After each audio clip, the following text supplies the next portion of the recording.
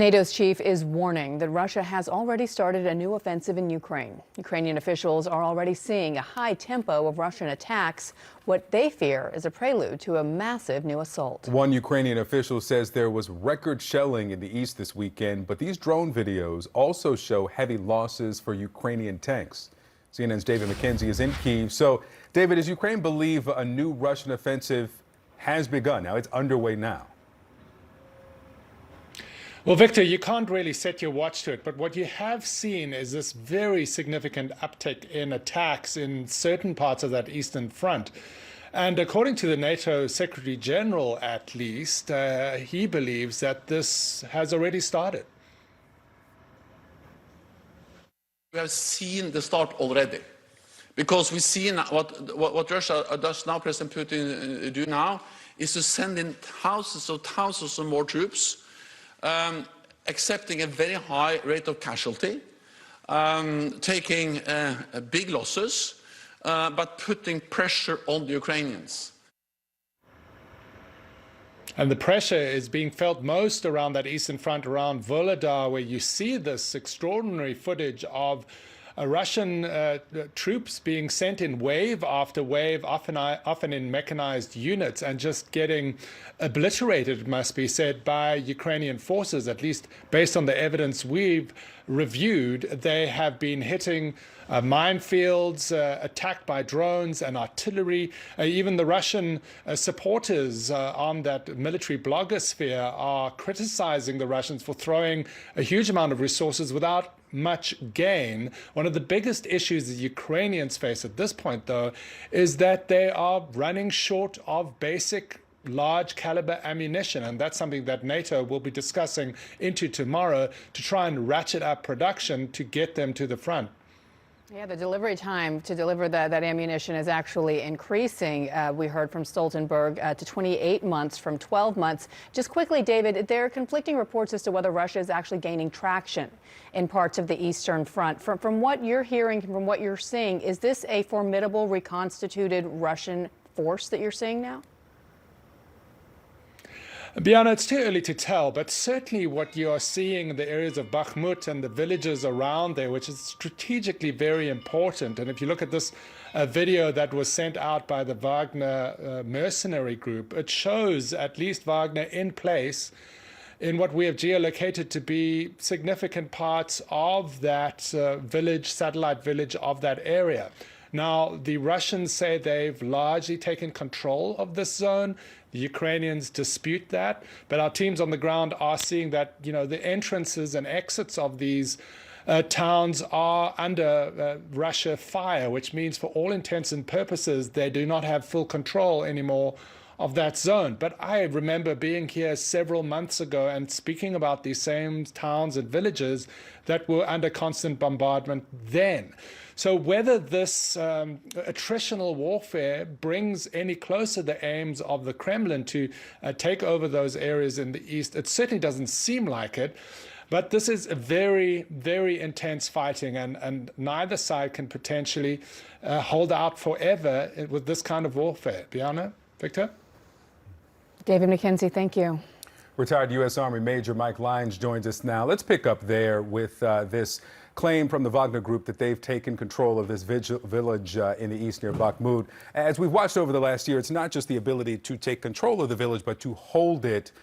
Do you think that this group, that the Russian forces, are any more or better equipped this time around to hold this territory throughout the rest of the winter into this spring offensive that's expected? Victor, it's going to depend on how many reinforcements that Russia can get into that town and whether or not they decide to go on the full offensive, because if they do, they would actually bypass that. And if they would be fighting a true combined arms war, they would look to do that. They would not just look to stay there and hold it. What I see happening right now from a military perspective is a covering force battle, and that happens right before the primary larger offensive scale operations. And reports that I've seen show them fighting along a front of about 500 or 600 kilometers, very, very wide there in the east. And again, it's not giving the Russian enough time to, you know, reinforce with certain soldiers that they had planned on doing. Ukraine's doing a very incredible job using artillery to fight back, as you saw attacking some of those Russian soldiers in the open. The casualty rate, as you know, on both sides is extremely high. We don't know the specific numbers. Quite frankly, they've been pretty opaque, especially from Ukraine, and perhaps that's understandable. But how big of a concern is this as we approach the early days of this new offensive? No, I think we've got to be very concerned that the equipment can't get there on time, and the fact that we still don't see tanks showing up there. There's certain videos you see on the internet, but they're not tanks. They're artillery howitzers and the like for indirect fire weapons, and also the ammunition. That in and above itself is a tremendous problem. As the Secretary General said, if NATO countries don't start mobilizing more artillery rounds, it looks like Ukraine runs out of ammunition in the next few months, given the amount of artillery that the Russians are firing at them. Yeah, we heard from Secretary General Stoltenberg that, for example, the large caliber ammunition has increased from a 12 to 28 month order placed to delivery time. So something ordered today would be delivered in 28 months, 2.5 years out almost. Will there come a point at which the allies will say, no, we simply cannot give you more because we don't have it to give? I think that's going to depend on how well the Ukraine military does over the next 90 days. If the Ukraine military can actually threaten Russian troops, maybe more in the south, maybe threaten Crimea, if they can do that and show that that they're making advances and at least get to a stalemate, a hard stalemate on the ground, then maybe they negotiate. The position they have, though, is still not what they want because they've still given up some land to Russia. But I think it's going to determine how well they fight over the next few months if they can threaten Crimea. If they get Russia to the negotiation table, it's going to be potentially a very long haul, though, and we'll have to mobilize. We'll have to, industrialize some of our industries in order to make sure that we can meet that ammunition requirement because it's definitely excessive. Yeah, and there's no indication that Vladimir Putin is serious about getting back to the negotiating table anytime soon. We know, obviously, that Ukrainians continue to ask for longer range weapons. Thus far, the United States says no. There is a Washington Post report, though, that says that Ukrainian officials have only launched these long range, more advanced weapons, the HIMARS in particular, with coordination from the United States. Do you think hearing that is a sign from the Ukrainians that perhaps they can be trusted with these longer range weapons and they won't be directed into the Russian Federation itself? Well, the HIMARS are giving the Ukraine military an advantage in what was in the past the mass fire weapon and artillery, destroying wide swaths of land and areas. Now they can be much more precise. But the ATACMS, the longer range artillery fire and missiles and rockets is what Ukraine wants. I think there's a real risk for the United States government to do that as those become truly offensive weapons. They could be launched into the sea. They could be launched over the border into Russia. And I think that's where the slope becomes slippery, where if Ukraine decides that they want to do that for their own survivability, once we give those weapons to them, there's really nothing we can do. We can't get them back. And it's really, I don't know if it's a matter of trust, but it's just a matter of the kind of warfare that those weapons can fight. They're purely offensive.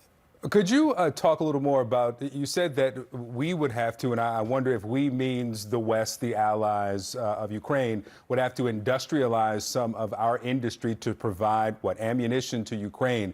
Are you talking about invoking defense production to pass that ammunition on to a third nation? Is that what you're saying? Or am I getting that wrong? Well, I'm talking about actually manufacturing. I talk to people in that industry right now. Our artillery rounds, for example, 155 artillery rounds consists of, dynamite shells that are easy to manufacture, but the long pole and the 10 of those are the fuses that go with it. Those are mechanical time fuses.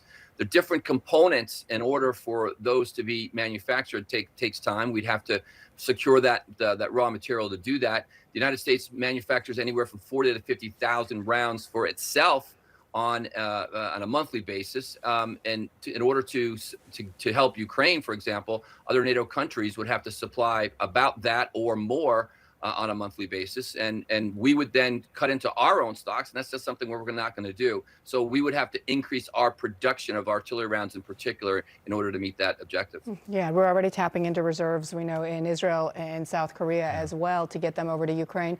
Major Mike Lyons, thank you so much for your time.